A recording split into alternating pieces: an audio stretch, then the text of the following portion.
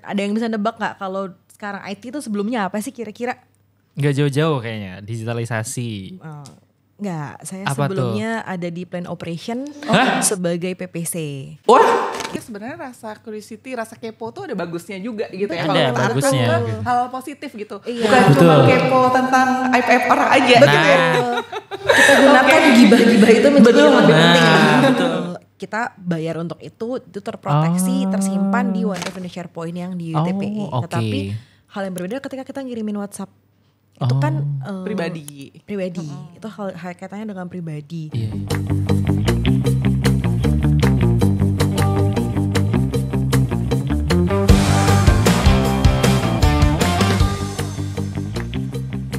Semangat pagi. Luar biasa. Lah Patria. Bisa. Hai Insan Patria, berjumpa lagi dengan kami di podcast PDC Insight. Ada saya Ajeng Kurnia dan rekan saya. Vika Raulia. Tentunya kita akan membahas berbagai knowledge fokus yang terupdate. Betul banget. Ini Oke. kayaknya kita udah lama ya gak ketemu Iya, Insan Patria di benar. PDC Insight.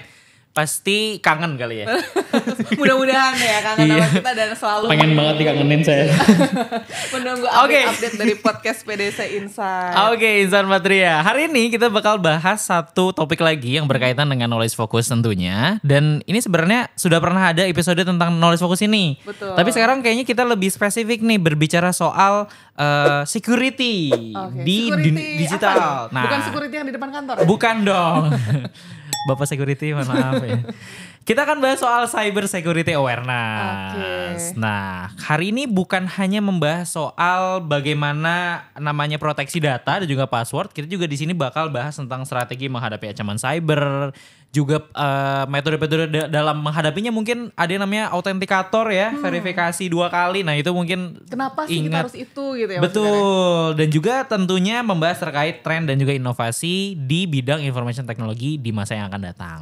Menarik banget. Dan untuk mengupas topik yang luas ini, kita sudah menghadirkan narasumber yang bisa menjawab pertanyaan-pertanyaan Oke. Insan Patria. Harus dong, Mbak. Betul. Bersama kita sudah hadir Mbak Firda Amelia. Halo. Selamat pagi, Mbak. Halo, selamat Apa pagi. kabar? Kabar baik, selamat Iya. pagi Mbak Aja, Luar Mas biasa. Fikar. Cerah sekali hari ini Mbak Firda loh. Terima kasih. Aku kangenin Mas Fikar deh kalau gitu. Tadi bisa dikangenin, Minta dikangenin soalnya.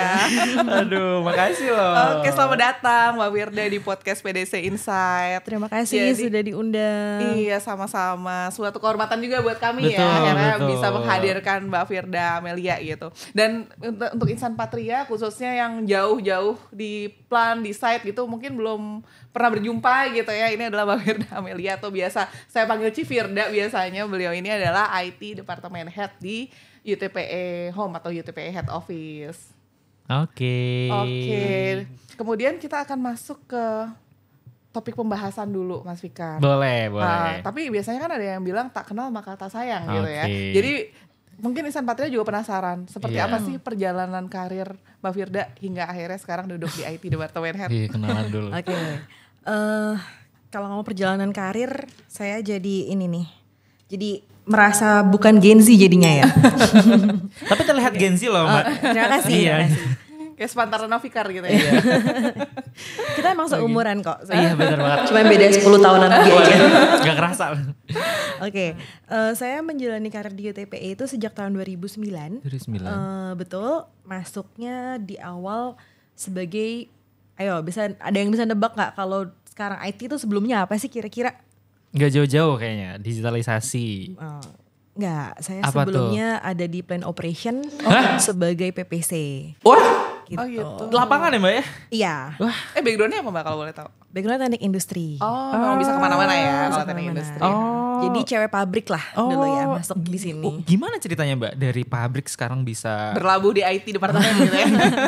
Oke, jadi dari 2009 saya PPC, kemudian waktu itu di tahun 2011 kita ada project yang namanya SAP project, implementasi zaman oke.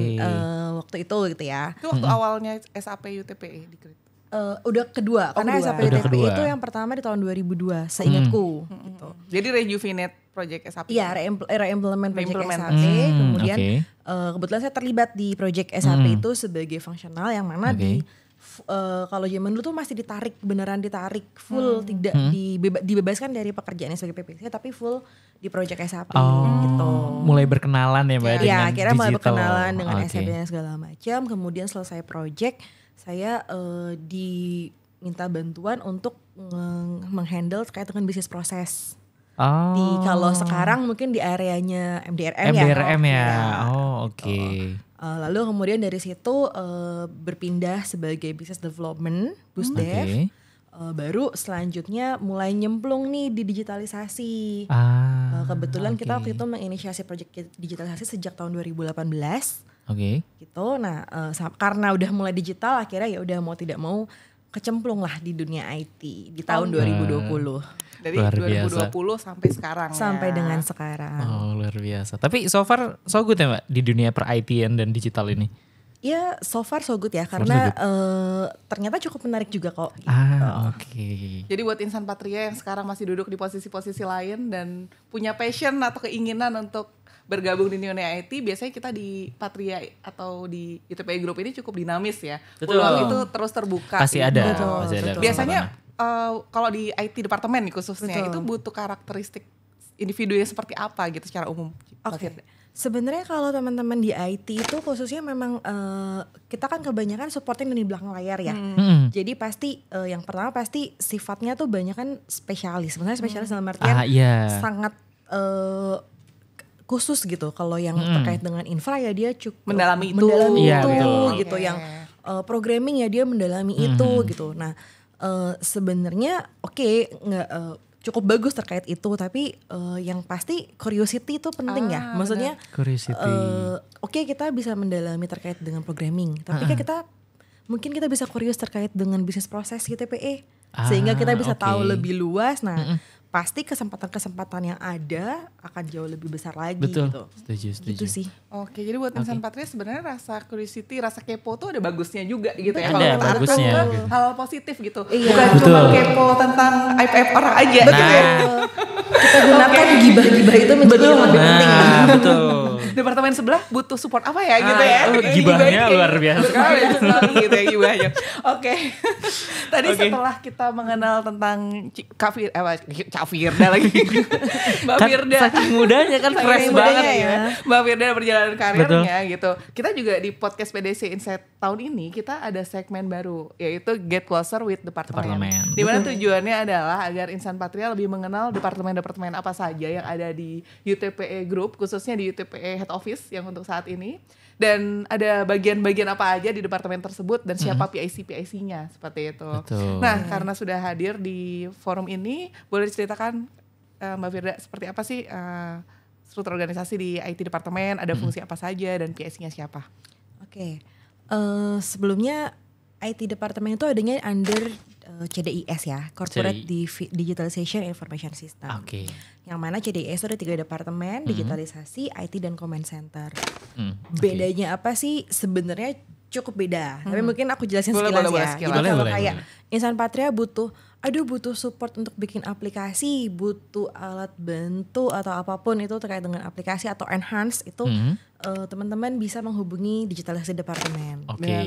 Mbak Rati ya. Di Mbak Rati. Kemudian kalau kayaknya saya perlu dashboard deh. Kayak saya perlu ada yang bantuin dari sisi dashboard nih untuk ngeliat ini tuh prosesnya gimana sih, udah bener atau belum, atau ada kendala sebelumnya supaya bisa lebih kelihatan, nggak terlambat begitu udah kejadian baru tahu gitu. Nah itu bisa menghubungi teman-teman di Command Center. Gitu ya, ada Mbak Kia di situ. Nah lalu IT itu apa? IT lebih ke infrastrukturnya, operasionalnya. Itu arahnya di IT gitu. Jadi kita belakang layarnya lah. Itu ada di Mbak Firda. Itu ada di saya. Jadi ini kan tadi division headnya Pak Bakti gitu ya. Betul. Dikelilingi oleh 3 bidadari ya. Betul. Strong woman semua hari ini. Iya. Kita backlist angel memang. Backlist angel, bukan checklist angel ya. Oke. Saya ketawanya natural.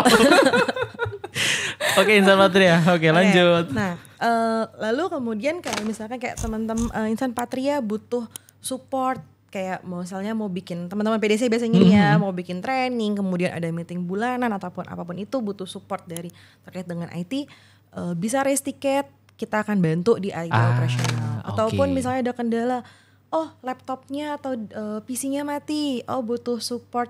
Ini kok nggak bisa buka aplikasi yang ini ya, atau ke-lock atau apapun itu, bisa menghubungi kami di IT operasional melalui racing tiket di Satria. Termasuk oke. pengadaan. Betul, kalau misalnya kayak kayaknya butuh headset nih, butuh mouse gitu ya. Silakan oke. bikin PR di Oke. Satria, nanti pasti akan dibantu oleh kami di IT operasional. Yang mana di IT operasional itu ada Mas Imam, Mas ada Imam.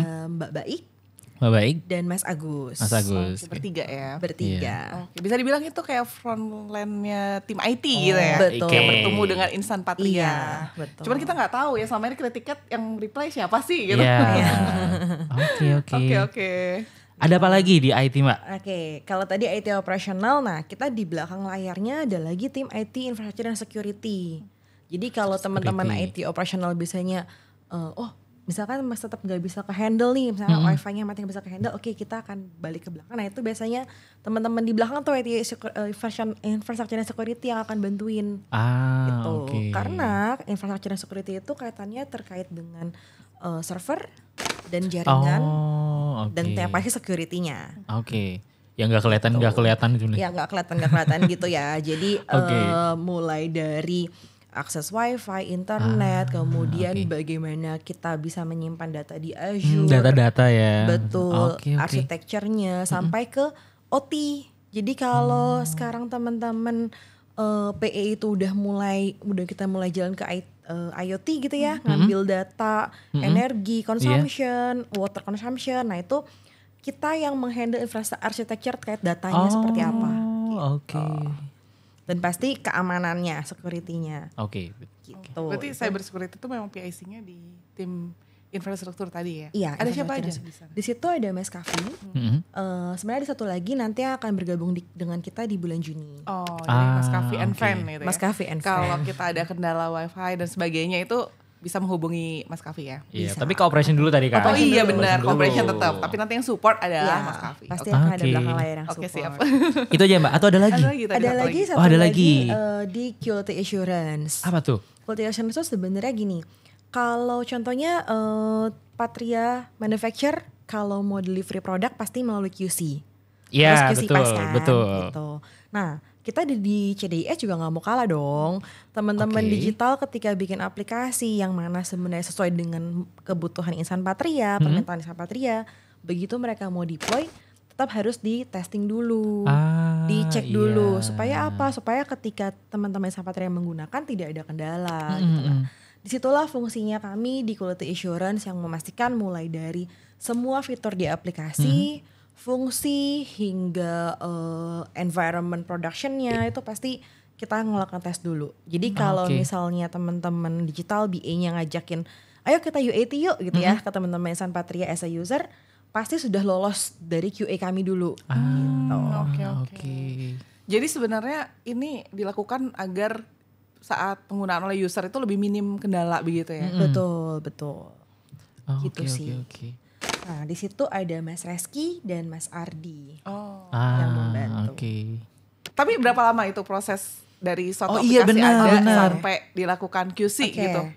Sebenarnya ini kita konsepnya sebenarnya mirip kayak produksi sih kan. Kalau teman-teman QC gitu ya, kalau ada produk baru mereka ikutan terlibat tuh. Terus kemudian mereka mulai tahu dulu kritikalnya apa sih sampai Dari mereka awal bisa Mbak ya? bikin inspection sheet gitu kan. Nah sebenarnya begitu pun dengan konsep di QA di IT gitu. Jadi ketika ada kebutuhan terkait aplikasi, kita sudah menyiapkan dokumentasinya yang harus dilengkapi. Ini tuh sebenarnya aplikasinya apa, benefitnya apa gitu. Terus kemudian dokumentasinya bagaimana, mock up-nya apa segala macamnya sudah. Tujuannya apa? Tujuannya supaya secara paralel kami di QA bisa bikin skenario testingnya. Oh, bikin skenarionya dulu ya, Mbak ya. Inspection sheet-nya lah ya kalau di Operation gitu ya. operation inspection sheet. Nah, kalau di kita tuh lebih ke skenario testingnya gitu. Nah, sehingga ketika oke nih sudah oke, sudah bisa di testing, kemudian kita akan testing based on skenario yang ada. Itu sebenarnya sih kalau bikin skenarionya mungkin ya butuh waktu 2-3 hari. Oke. Sebenarnya yang cukup lama adalah ketika dari testing pertama kemudian banyak yang belum lolos dan harus direvisi, diperbaiki, kemudian testing lagi. Itu yang biasanya akan bolak-balik gitu. Gitu biasanya kita kasih timeline tersendiri tuh, makanya kalau teman-teman digital pasti mereka dari target go live akan dimundurin dulu untuk kita bisa ngelakuin testing. Oke. Itu Insan Patria berarti sebenarnya tuh aplikasi-aplikasi yang digunakan sama kita semua nih itu tuh sudah melalui yang namanya QA tadi kan, ada pengetesan dulu gitu ya. Betul. Seperti itu. Betul. Oke. Dan kalau ngomong soal dunia digital gitu, sekarang ini kan memang semakin banyak ancaman gitu ya. Dan dari tim IT juga sering campaign gitu. Kemarin pernah muncul di desktop, poster dan sebagainya betul. gitu ya. Kalau kita harus terus meningkatkan cyber security awareness. Nah, boleh dijelaskan lebih lanjut sebenarnya apa aja sih bahaya-bahaya yang kita hadapi atau menghadang gitu di bidang IT security cyber awareness? Iya. Sebenarnya mungkin kita tarik mundur ke belakang ya. Cyber security awareness ini kan mulai muncul nih ketika semakin masif yang menggunakan internet, yang menggunakan apapun itu ya. Yang mana kalau kita tarik mundur ke belakang itu bisa kita sadarin, COVID itu mengubah pola hidup kita nggak sih? Ya. Betul ya banget. Kan? Kita yang biasanya meeting offline, sekarang kita di kantor sama-sama kantor pun meetingnya online. Gitu. Nah, dengan ketergantungan kita akan internet itulah makanya pasti tantangannya akan semakin besar, cyber security makin tinggi gitu. Sehingga memang sejak tahun 2020 ke sini itu semakin tinggi tantangan itu gitu. Cyber security makin tinggi. Terus cara menghilangkannya gimana? Bisa hilang. Tapi syaratnya kita harus tinggal di isolate area, tidak ada handphone, tidak ada jaringan, tidak ada wifi. Tidak ada internet. Gitu ya. Tidak mungkin sebenarnya. Itu pasti akan tidak ada cyber security. Karena tidak ada cyber. Tidak ada cyber, berarti tidak ada challenge untuk cyber security. Dan itu sangat tidak mungkin. Sehingga mau tidak mau hal ini harus kita hadapin. Apa aja banyak sekali, mulai dari kalau dulu ingat mungkin ada yang kayak mama minta pulsa, itu kan sesimpel itu kan sebenarnya cyber security loh. Oke. Itu cyber security, tapi sampai yang jauh adalah yang namanya ransomware. Gitu. Ransomware itu apa? Dia tuh mengencrypt data kita, kemudian nyimpan data kita nggak bisa akses, kemudian dia akan ngomong, data kalian kita encrypt loh, kamu mau dibukain, bayar sekian. Itu challenge-nya udah seperti itu, udah sejauh itu. Diculik datanya ya? Diambil datanya. Jadi opsinya adalah kalau kita bayar berarti kita bekerja sama dengan mafia dalam tanda kutip gitu ya. Yang mana kita nggak tahu nih sebenarnya begitu kita dikasih data kita itu sudah di-copy belum, sudah ditaruh Jadi diancam lagi. Betul. Gitu. Dan yang ditargetkan biasanya perusahaan-perusahaan besar ya dengan metode itu ya biasanya. Bisa perusahaan besar, tapi semua kayaknya ya. Akhirnya jadinya semua. Bahkan sebenarnya ada beberapa yang menurut saya itu tidak mengikuti kode etik gitu ya, karena bahkan rumah sakit pun juga kena. Waduh. Gitu. Jadi bayangkan betapa berbahayanya ketika rumah sakit yang kena, berarti kan rumah sakit tidak bisa mengakses data kita. Itu medical record loh. Itu akan berbahaya gitu. Oke. Dan ngomong-ngomong soal mama minta pulsa tadi ya, yang saya dengar itu sekarang tuh udah ada metode terkini. Jadi dengar-dengar tuh kalau kita kadang-kadang telepon nomor tak dikenal gitu, tapi dia nggak ada suaranya. Terus dia itu sebenarnya merecord halo-halonya kita gitu kan, kita bisa halo ini siapa dan sebagainya. Nah itu akan dengan kecanggihan AI sekarang itu dibuat suara tiruan yang membuat orang itu bisa menipu dengan lebih meyakinkan gitu karena dengar suara kita gitu kan. Sampai ke sana ya. Kenapa? Karena data-data yang diambil itu makanya balik lagi nih, mungkin agak lompat ya. Kenapa ada perlindungan data pribadi dan segala macam gitu. Itu karena sesimpel saya bisa tahu namanya Mbak Ajeng dengan nomor handphonenya, itu kita bisa nge-track kan Mbak Ajeng ini adanya di mana, punya lingkungan sekitarnya seperti apa tadi. Bisa jadi untuk menipu teman-teman atau sekitarnya Mbak Ajeng sendiri gitu. Itu sangat mudah. Jadi tantangannya tadi tidak cuma sebesar ransomware, tapi mereka bisa ngambil data kita pun tuh juga sebuah ancaman loh sebenarnya gitu. Betul. Iya, saya jadi teringat cerita teman saya Mas Fikar. Jadi ada yang dia tuh sangat insecure karena nggak sengaja ngeklik malware gitu, atau WhatsApp itu kan kadang-kadang muncul macam-macam ya, ada undangan palsu dan sebagainya gitu. Itu memang curiosity dan juga awareness kita tuh sangat ditingkatkan gitu ya di era sekarang ini. Betul. Karena juga ada yang dari bank. Iya. Jadi seolah-olah tuh betul, iya, PDF-nya betul. bank, Iya, tapi iya. itu sebenarnya APK, sebuah aplikasi untuk kita ngeklik dan kemana-mana nanti datanya masuk tuh gitu. Iya. Dan modusnya udah macam-macam ya. Ada yang misalnya punya kartu kredit, kalau misalnya nggak mau bunganya naik, Iya, isi itu. form ini gitu. Betul, betul. Formnya itu APK gitu kan. Jadi memang kita harus sangat well known dan Iya. waspada gitu ya di Betul, zaman betul. sekarang Iya. ini. Karena kan sebenarnya mereka juga nggak bisa masuk kalau nggak ada jalan Mbak ya. Betul, Pasti ada jalan yang mereka buka nih. Dan kadang kita nggak tahu. Nah ini gimana sih Mbak? Cara supaya kita tahu ini tuh sebenarnya jebakan. Ini tuh Phishing sebenarnya. gitu ya. Nah betul. Istilahnya phishing ya Mbak ya? Iya, phishing. Oke. Jadi sebenarnya kalau kita ngomongnya as a company gitu ya, kita sudah punya teknologi, kita sudah menjaga teknologi dengan teknologi gitu, mulai dari firewall, kemudian oke. firewall itu intinya kayak temboknya lah ya gitu. Kemudian kalau ada email masuk kita ngejagain juga pakai Defender dan segala macam. Tapi tetap titik terlemahnya adalah di kita manusia sebenarnya. Iya. Ketika mereka coba masuk, coba nyerang, dijagain sama firewall gitu segala macamnya, tapi mereka masuk melalui email yang ternyata lolos nih gitu. Karena terkadang kita tuh udah ngejaga ini, misalnya kalau ada attachment ini segala macam nggak lolos. Cuma kan namanya penjahat pasti lebih jago ya dibanding polisi kan. Mereka lolos. Nah, ini kunci terakhirnya di kita. Gitu. Ketika kita ngeklik itu, maka udah selesai sudah Kayak kita buka rangkaian. Semua pintunya gitu ya. pertahanannya. Jadi kita punya pertahanan yang begitu bagus, begitu mahal, perusahaan membayar setiap tahunnya akan selesai sudah dengan kitanya yang lemah, gitu. Kitanya mengklik. Oke. Berarti sebenarnya tetap kunci terakhirnya tuh di kita ya sebagai manusia insan patria nih. Betul. Dan Oke, itulah kenapa kalau kita misalnya meeting dengan pihak luar, terus kita mau share folder dan share link itu biasanya harus approval dari tim IT juga. Itu salah Betul. satunya untuk proteksi itu ya. Iya. Mungkin kita rasanya kok ribet banget ya gitu, harus Iya. minta dulu ke IT dan sebagainya gitu. Iya. Tapi sebenarnya itu untuk memproteksi data kita juga. Iya. Dan ada masa berlakunya ya kalau nggak salah ya. Betul. Karena balik lagi, keamanan tuh selalu berbanding terbalik dengan kenyamanan. Oke. Ya kan? Dimanapun kita berada ya. Oke. Jadi ya mohon maaf ya Sahabat Patria kalau misalnya kenyamanannya sedikit terganggu betul, karena betul, memang betul. kita sangat menjaga keamanan juga Iya. gitu.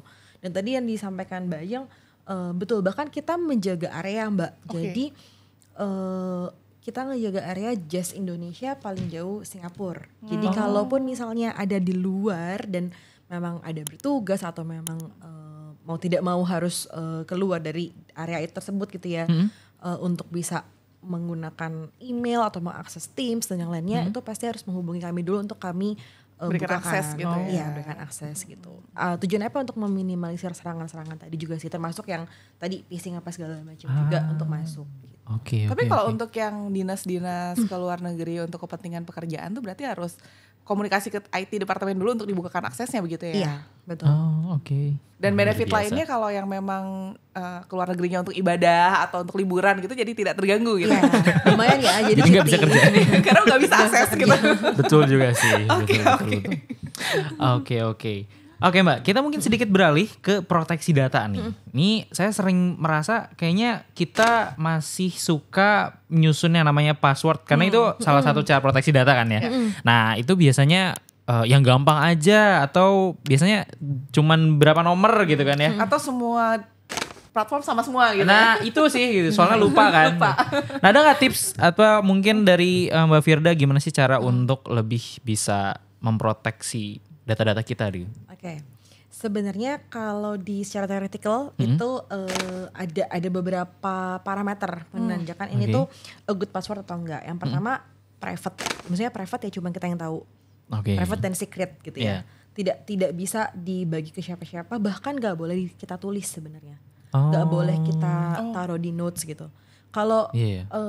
pengguna iPhone atau Apple mungkin kalau sekarang iOS yang baru udah ada pasti Ya, ya. ada pasti. Itu sebenarnya membantu tuh supaya kita Oke. nggak lagi nyimpen password di notes. Gitu. Kemudian karena kita nggak boleh nyatet, jadi harus gampang diingat.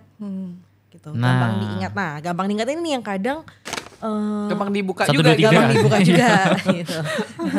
Tapi ada syarat lagi, gampang diingat tapi at least 8 karakter kompleks, yang mana berarti harus ada huruf besar, huruf kecil, angka dan tanda baca. Karakter ya biasanya. Karakter. Iya. Dan ini sudah dipraktekkan ya di laptop tuh suka ada harus itu ya? seperti itu ya Iya. password masuk ke akun laptop kantor tuh ya. Betul. Oh, Gitu. oke. Terus tadi gampang diingat, ada 8 karakter tapi tidak bisa gampang ditebak. Jadi misalnya kalau kayak gampang diingat nih, oh coba ulang tahunnya Mas Fikar, nah itu kan gampang ditebak. Nah, itu berarti tidak boleh. Siapa yang ulang tahun passwordnya kan ganti. Ulang tahun gitu ya. Nah, ada tipsnya nih sebenarnya. Apa tuh Mbak? Misalnya coba kita combine 2 kata yang tidak relate Oh benar. Oh oke. gitu. Misalnya apa ya contohnya meal dan botol gitu. Kan gue Oke. itu bisa jadi tuh misalnya bisa jadi hal yang atau kita bikin frase sendiri. Jadi misalnya ini kalau di teorinya ya misalnya my favorite color is blue. Jadi MFCIBL. Oh benar. Nah, itu kan kita. Iya itu punya kita kan. Kita iya. tahu nih my favorite color kita Iya. apa gitu. Itu jadi frase sendiri. Iya. Menarik. Atau singkatan dari music lirik yang kita suka nyanyikan.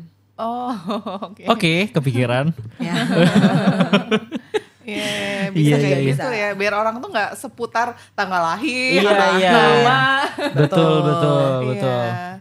Aku mau kasih tips juga boleh nggak Mbak? Boleh. Gimana? Aku kalau bikin password pakai bahasa Latin kebetulan. Wih, boleh. kira bahasa Arab. Oh enggak ya? pakai bahasa Latin. Iya. Oke.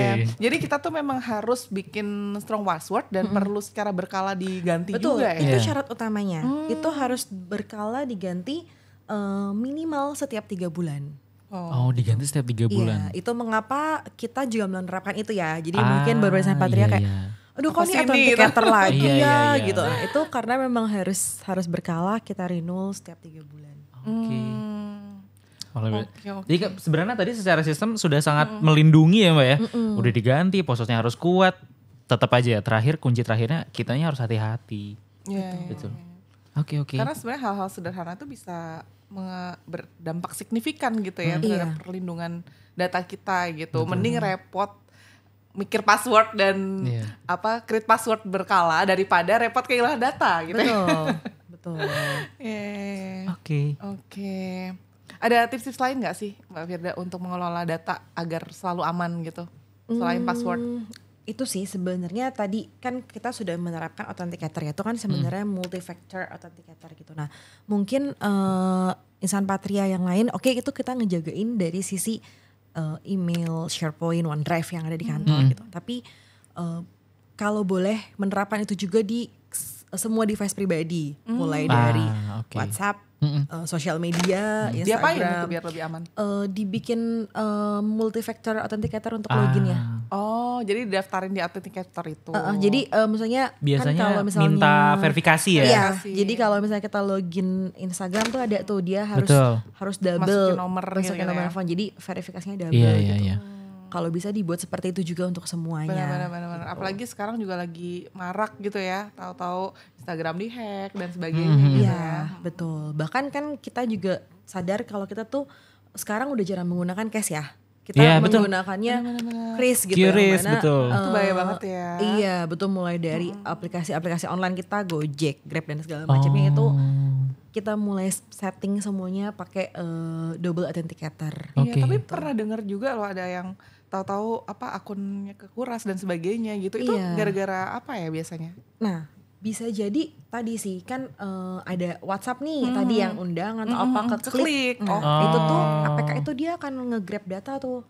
Dia bisa nge-grab data, dia bisa narik pin GoPay kita, pin OVO kita dan segala macamnya gitu. Oh, jadi aplikasinya itu secanggih itu ya. Bisa membuat data-data akun dan password kita itu dia tahu gitu. Iya, dia bisa ketarik. Oh, gitu. Jadi memang waspada itu penting ya. Betul. Ternyata. Dan itu pun juga yang terjadi ketika kayaknya ya setahu saya dengan sosial media ya. Maksudnya ketika ada satu nge-hack terus kita kan karena baru emailnya sama gak sih? Betul. Dan kadang kan kita baru ganti password. Nah, ketika kita ganti password terus baru mulai setting begitu mulai ketahuan ke-hack. Nah, mereka tuh bisa udah mulai nge-grab tuh password kita yang baru itu apa. Karena sudah masuk kan merekanya sudah terdeteksi gitu ya. Betul. Dan kadang mereka kayak secara tidak sadar kita di-push untuk kita ganti password. Oh iya. Padahal itu untuk mereka tahu passwordnya apa jadinya. Ya. Tapi kita juga dilematis ya, kalau nggak kita ganti juga bingung gitu. Iya, makanya mungkin dari awal kita udah setting dulu double proteksi gitu ya. Proteksinya, baru kemudian kita secara berkala tadi. Gitu. Wah luar biasa. Bener. Sekali bobol tuh kebuka semua ya. Dan kadang-kadang bukan cuman cyber security-nya aja, tapi termasuk awareness kita untuk jangan sampai kehilangan device gitu ya. Betul.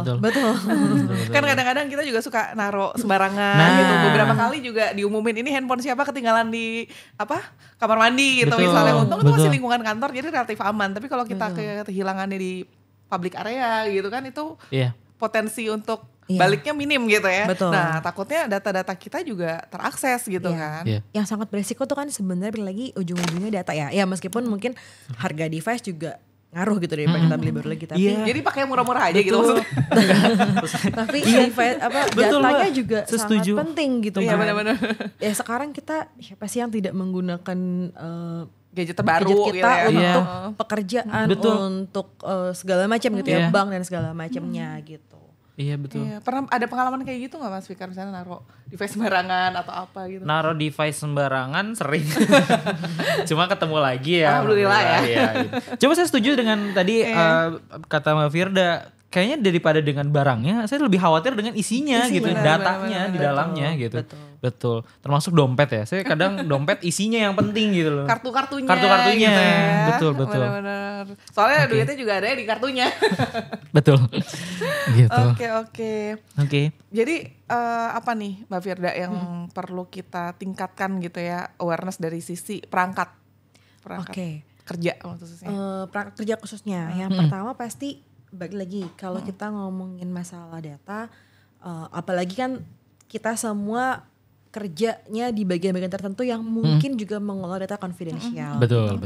Jadi jangan pernah sekali-sekali meninggalkan laptop atau device kita dalam keadaan terbuka dan tidak terkunci. Oh, itu nggak boleh. Itu tidak boleh karena kadang-kadang pengen ke toilet gitu tinggalin aja gitu ya. Iya, betul. Walaupun kita berada di meja yang menghadap tembok dan sebagainya gitu. Betul. Karena kita nggak tahu nih.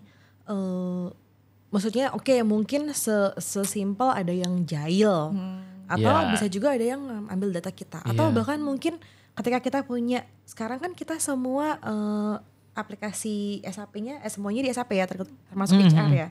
Misalnya ada yang mau nge-proof PR atau PO tertentu kita nggak tahu kan dengan menggunakan user kita atau misalkan ngebuka SAP kita ngeliat slip gaji dan yang lainnya. Nah itu banyak sekali data-data yang pasti yang konfidensial yang cukup penting di device kita gitu. Nah itu jangan sampai ada yang bocor lah. Gitu. Berarti pastikan selalu terkunci ya. Betul. Jangan sampai disalahgunakan. Betul. Dan jangan juga kita share akun gitu ya. Iya, itu sangat tidak boleh. Gitu. Biar gampang mungkin misalnya anak magang udah buka aja pakai akun passwordnya ini gitu ya. Itu bahaya banget sebenarnya. Oke. Ada lagi mungkin Mbak dari segi kalau dari aku sih sebenarnya membiasakan mungkin dari lingkungan terkecil dari tim dari departemen sendiri gitu membiasakan sharing data pekerjaan apapun tidak melalui WhatsApp tapi melalui Teams. Itu kenapa? Kan kita kayaknya banyak ya yang masih pakai WhatsApp ya. Betul. Kita berdua. Betul. Yang pasti pertama kalau kita ngomong Teams itu kan adalah alat kerja kita ya, maksudnya kita bayar untuk itu terproteksi, tersimpan di OneDrive dan SharePoint yang di UTPE. Tetapi hal yang berbeda ketika kita ngirimin WhatsApp itu kan pribadi. Itu hal kaitannya dengan pribadi. Iya. Ya mulai dari sesimpel misalnya ketimpa, nggak kebuka gitu, bahkan atau misalkan nggak tahu nih bisa jadi bocor atau apa karena kan itu adanya di WhatsApp gitu dan nggak ke-track atau apa. Tapi kalau kita ngomongin di Teams yang kaitan dengan pekerjaan kan semuanya akan record OneDrive gitu ya maksudnya. Iya. Karena satu ekosistem kan itu. Satu ekosistem. Jadi kita mulai dari ngomongin kita ngechat pekerjaan di Teams, kita ngirimin data-data di Teams itu semuanya pasti akan lebih aman di situ. Gitu. Oke. Termasuk nyimpan data juga better di OneDrive daripada di folder offline ya. Iya, setuju. Kayaknya masih banyak sih yang karena nyaman gitu ya, udah biasa lebih kayak itu sih benar. Di folder offline. Tapi kalau make sure aja kalau di online itu saat kita lagi offline pun itu tetap bisa diakses ya. Cuman nggak bisa di save. Betul, Ya, betul. harus save manual atau cari tethering atau apa gitu ya. Iya, Mungkin itu aja yang betul. perlu dibiasakan gitu Iya, sebenarnya. betul. Tapi benefit lainnya itu ya nggak akan hilang juga ya. Event Iya. misalnya di face kita kenapa-kenapa gitu. Iya, setuju. Misalnya kan kita nggak tahu ya yang namanya kondisi gitu. Oke, hilang kalau misalnya nanti jatuh atau Rusak apa, atau apa. rusak atau apa. Data pekerjaan kita dan data pribadi kita semua aman gitu. Karena ada di OneDrive. Ada di OneDrive. Nah, mungkin ada yang nggak tahu juga nih Insan Patria bedanya OneDrive dan SharePoint apa sih? Nah iya benar. Nah. Itu kayak perlu dibahas juga. Betul. Itu beda ya. Itu beda. Oke. Jadi pertama mungkin Insan Patria yang biasanya menggunakan Google Drive, mungkin Oke. membiasakan diri menggunakan OneDrive karena Nah, kita itu. sudah menyiapkannya ya, Iya. gitu. Betul. Jadi itu OneDrive itu sama halnya seperti fungsinya Google Drive gitu untuk menyimpan semua data-data kita yang pribadi yang tidak mau kita share. Itu istilahnya cloud ya. Media Ya, penyimpanan semuanya OneDrive. gitu ya. gitu. Dan perusahaan itu sangat baik banget loh. Kita tuh disiapkan 1 tera. 1 Iya, tera itu Insan banyak banget. Patria. Per- Jadi, 1 tera. kalau Google Drive tuh biasanya berapa ya? Google Drive tuh kalau nggak salah kecil ya. Kecil cuma Iya kayak udah 5 full giga gitu. deh. Udah Iya. full. Iya. Saya juga ada 3 email kebetulan. Wow. Dan yang pasti Google tuh tidak di-provide oleh kantor Iya jadi itu sih betul-betul. tidak terproteksi security-nya ya Oh, gitu. betul-betul. Jadi mendingan menggunakan OneDrive semuanya, disimpan di OneDrive. Lalu SharePoint itu apa? SharePoint itu adalah untuk kita bekerja bareng-bareng, sharing, kita kerja bareng. Jadi kalau tiap departemen kita udah nyiapkan nih ada SharePoint Yeah. masing-masing. Nah, ketika misalkan nyiapin materi buat update BOD misalnya, nah ayo monggo dikerjakannya di situ untuk sharing bareng-bareng. Tapi untuk yang kaitannya dengan pribadi ya taruh di OneDrive aja. OneDrive. Oh. Tapi sebenarnya kan SharePoint itu nanti disimpannya di OneDrive juga kan. Jadi bisa diakses ke OneDrive itu. Betul. Tapi kita iya. kan atau misalkan nih Mas Fikar udah nyimpan di OneDrive nih gitu. Oh ternyata Mas Fikar butuh bantuan Mbak Ajeng untuk bisa ngedit. Bisa Bisa di-share diakses linknya dan kan? dikasih Oke. akses. Paham. gitu. Nah, cuman kalau yang kendala yang saya alami itu karena banyak banget gitu kan link-link yang di-share orang pihak lain. Kalau misalnya kita yang nge-share kan ada tuh di OneDrive kita. Tapi kalau dari teman-teman yang share itu tracing atau trackingnya ada tipsnya nggak sih biar kita nggak bingung. Biasanya itu link yang mana ya gitu. Kan karena namanya link dari pihak lain gitu. Ada tipsnya nggak? Sebenarnya di linknya tuh kelihatan kan, itu Iya. OneDrive-nya atau SharePoint-nya. Dari siapa? Dari siapanya tuh sebenarnya kelihatan. Itu pertama. Kedua, biasanya, nah mungkin ini juga yang perlu diperhatikan ya. Misalnya ketika kirim link, tolong diperhatikan juga gitu. Ini kirim link misalnya ke Mbak Ajeng gitu. Emang tujuannya buat Mbak Ajeng hanya view atau atau edit. edit. Nah itu juga hal yang Betul. berbeda tuh gitu. Kadang-kadang biar gampang udahlah semua orang di organisasi bisa edit gitu. Nah iya itu juga beresiko kan. Iya, Sehingga benar-benar. biasanya ketika kita ngelihat, biasanya kalau kita buka OneDrive kita yang Patria kelihatan tuh file ini yang terakhir ngedit Siapa? Betul. gitu. Nah itu juga sebenarnya kan kadang beresiko ya ternyata. Iya. Katanya bisa nggak sengaja hapus gitu semuanya. Iya betul. Iya.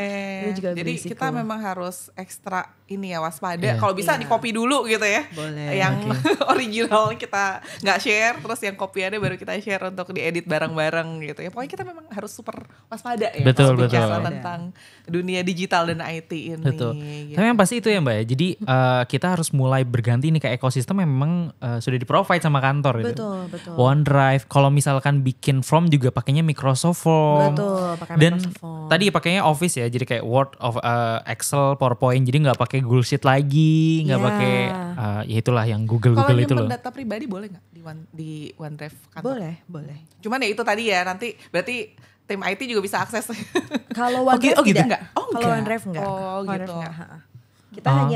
Kita pun biasanya menyiapkan room untuk teman-teman masukin data untuk SharePoint. Tapi kalau OneDrive itu udah pasti yang mengelola langsung Sendiri ya? kita Oke. sendiri gitu. Oke. Wow. Jadi sebenarnya baik banget ya Kak, perusahaan Iya, memberi sudah kita di-provide fasilitas sebenarnya 1 gitu. tera gitu Betul, yang betul. bisa untuk kita simpan data-data dan itu Iya. aman banget kalau di face Betul. kita kenapa-kenapa Betul. pun Itu data-data sangat kerjaan aman. masih aman. Iya, gitu. oke. Dan pasti kita fleksibel kan. Kita bisa kerja di mana aja. Misalnya, ternyata laptopnya ketinggalan nih ya. Kita bisa tetap akses di mana saja untuk itu. Tapi jangan lupa proteksinya gitu. Ya, Iya, oke. iya. Lupa passwordnya sama aja gitu ya. Pinjam device ke IT gitu. Aduh lupa nih passwordnya. Iya. Iya. Oke. Menarik. Dan ngomong-ngomong soal password tadi, sekarang itu kan memang tadi ya autentikator, terus habis itu ada verifikasi tambahan dan sebagainya. Dan itu sebenarnya bukan menyusahkan tapi justru melindungi ya. Ya sebenarnya tujuannya melindungi, tapi memang balik lagi Tadi ya. pasti akan berbanding terbalik dengan kenyamanan. Yang secara berkala diminta. Secara Iya. berkala ya. harus diupdate gitu. Tapi yang bingung gini, kalau misalnya itu kan di handphone ya. Kadang-kadang misalnya handphonenya pas nggak dibawa gitu atau gimana, itu ada cara lain nggak untuk bisa masuk? Cara lain sebenarnya bisa teks. Oh, Kan misalnya bisa call, text atau WhatsApp atau authenticator gitu. Tapi kenapa kita mengarahkan authenticator untuk meminimalisir tadi ya? Ya kalau ada apps-nya pakai apps authenticator aja gitu. Cuman kalau misalkan memang worst-nya nggak misalnya HP-nya nggak kebawa gitu gimana? Iya, WhatsApp bisa sih harusnya. Oh, jadi Di teks beralih ke ke WhatsApp. yang lain gitu ya? Oh gitu, terus WhatsApp-nya dibuka di browser gitu misalnya. Oh oke. Ya. Menarik ya. Iya, tapi pendapat personal aku sebenarnya nggak terlalu merepotkan sih Mbak ya. Iya. Dengan sekarang udah ada aplikasi dan nggak sulit banget gitu loh Cuma harus masukin kayak angka gimana aja gitu. Enggak gitu. gitu. Jadi sebenarnya memang sedikit merepotkan gitu. Cuman untuk melindungi data yang tadi impactnya lebih besar gitu kan. Pengaruhnya kalau misalkan nanti ternyata bocor lebih ngaruhnya lebih gede gitu. Jadi itu sepadan sih kalau. Jadi tidak it's okay Insan Patria kalau misalkan harus tadi ganti password 3 bulan sekali gitu atau harus pakai autentikator gitu. Itu masih oke untuk melindungi data kita yang lebih penting gitu. Dan terasa berat mungkin karena kita belum terbiasa aja ya. Iya, betul. Tapi bayangkan dampaknya gitu kan. Kalau misalnya kita tidak melakukan itu dan kita kehilangan semuanya. Itu Betul. kan lebih menyesal Lebih lagi bahaya. gitu. Betul, lebih baik betul. kita membiasakan diri untuk lebih aware gitu ya. Iya. Dengan proteksi data kita. Oke, menarik banget nih bener. Mas Fikar pembahasan hari Seru ini. banget loh Iya, Firda. bener. Terakhir Mbak, Ya. ada nggak tips praktis apalagi selain tadi yang kita sudah obrolin untuk meningkatkan keamanan digital kita nih Mbak? Mungkin. Tips praktis ya. Sebenarnya kalau tips praktis mungkin yang pertama pasti awareness. Balik lagi itu Oke. awareness gitu. Jangan pernah sekali-sekali kita ngeklik link atau email apapun gitu. Yang memang kita rasa kayaknya kita nggak pernah ngirim email ini ya. Tapi kok tiba-tiba ada email balasan kayak gini, coba di cross check, dipastikan lagi. Itu pertama. Kedua tadi yang sempat disinggung gitu, dunia AI itu sudah sangat luas loh. Jadi kayak kita perlu melakukan curiosity dan mengecek itu nggak apa-apa loh gitu, untuk kita ngecek lagi ini benar nggak ini atau sebenarnya ini AI buatan gitu. Itu daripada maksudnya berefek ke kita gitu. Terus sebenarnya terkait dengan tadi password, setahu saya ada, kalau kita googling gitu ya, itu bahkan ada 100 password pasaran di Indonesia. Oh ada. gitu. Ada listnya. Jadi coba dicek. Coba Insan dicek Patria. ya. Barangkali masuk kan ke list 90 kan, hati-hati. Barangkali masuk ke dalam Betul. list itu gitu ya, monggo bisa Diganti langsung gitu ya. diganti Diganti ya. passwordnya. Semua ya, maksudnya tidak hanya kaitannya dengan device kantor, tapi juga Betul. untuk yang kaitannya dengan pribadi. Iya. Oke, wah, luar oke. biasa, bermanfaat sekali Bener, ya hari ini banyak insight obrolannya dan dari tips-tips. awal sampai akhir luar biasa. Thank you, makasih banyak Mbak Firda hari ini sudah Makasih. meluangkan hadir, luar biasa sekali. Semoga tadi semua langkah kecil yang kita lakukan, pakai autentikator, ganti password dan lain sebagainya yang tadi kita sudah bahas, itu bisa memberikan kontribusi pada keamanan yang lebih besar atas data-data yang kita punya. Iya benar Seperti banget. Dan ini juga terus kita campaign secara masif ya untuk Betul. cyber security awareness. Mungkin nanti akan ada program-program lain, Betul. program kolaborasi dengan Patria Development Center juga gitu ya, untuk mengedukasi insan Patria semua akan pentingnya cyber security awareness dan harus seperti apa yang harus kita lakukan gitu ya untuk memproteksi data-data kita, khususnya data pekerjaan ya. Iya. Betul. Oke. Jadi Terima ini nggak terakhir ya Bener, Insan bukan Patria. terakhir. Nanti akan ada info-info lain, informasi lain dan program-program lain tentang cyber security ini. Oke, terima kasih banyak sekali lagi Makasih. Mbak Firda sudah hadir di Mbak podcast Ajeng, PDC Mas Insight. Fikar. Terima kasih juga untuk seluruh insan Patria yang sudah menyaksikan. Dan simak terus episode-episode berikutnya di podcast PDC Insight. Betul sekali. Dan seperti biasa jangan lupa untuk like, comment, subscribe dan nyalain loncengnya supaya nanti kalau ada episode baru bisa langsung dilihat nama Insan Patria. Oke, kami pamit undur diri. Terima kasih dan sampai jumpa. Dadah. Oke, thank you. Terima Cipirda, kasih. lancar banget.